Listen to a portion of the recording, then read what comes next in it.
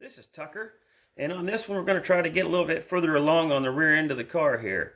So we're going to start out with trying to get the trunk latch put in, and we'll see where we end up.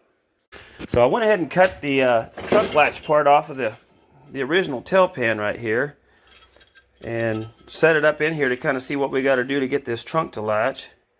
And as you can see, it kind of has this little bulge in the floor here that we left where the Roadmaster fuel spout went. But it looks like it's going to be pretty much helpful here, because when we hold that trunk latch up here where it's supposed to spot weld on, it kind of comes up just about right on the bottom and the sides here. So I think we'll be able to get this thing cleaned up, spot welded on here, and then just kind of massage these little flaps down and spot weld them to this hump that kind of sticks out there, and then we should be able to get this trunk latching. And then after that, the only thing we have left is there's a little alignment piece that we cut off the other deal. It kind of comes up here, and it allows that pin of the deck lid to kind of line up, and you pull that deck lid in or out to get the alignment of that. So we'll go ahead and get these pieces cleaned up and get them welded into place.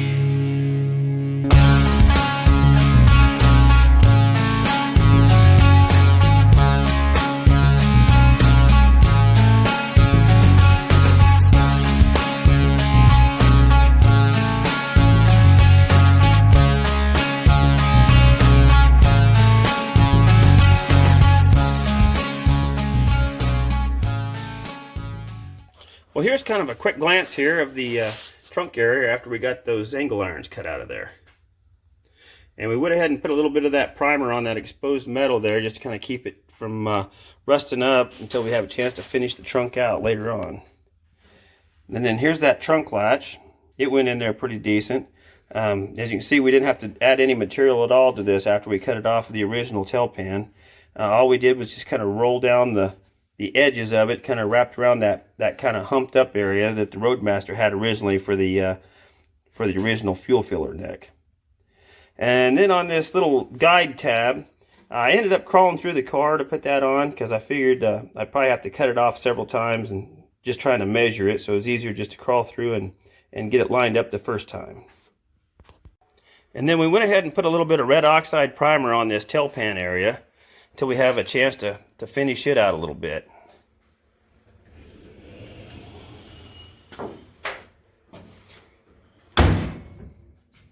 And then as you can see, the trunk latches down and everything kind of like it should. The lines aren't too bad, so I think we can live with that for right now. So now I guess we'll go ahead and start wrapping up the tail end of it a little bit more.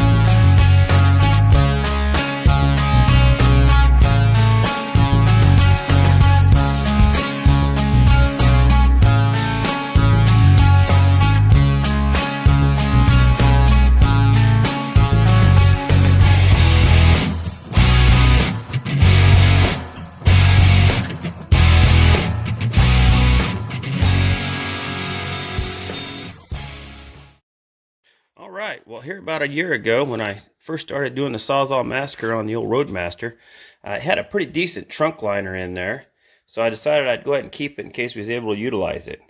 So here's kind of what it looks like. We got it kind of trimmed to fit here. And overall, you know, it kind of went down into place about right, and the factory Buick Roadmaster spare and jack and everything fit in its place like it's supposed to. So this is kind of a quick look at the inside of the trunk area. And then we went ahead and put some trim on here.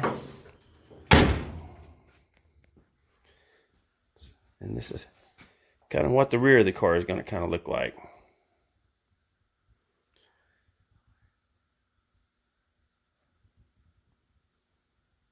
All right, well, that's going to go ahead and wrap this one up.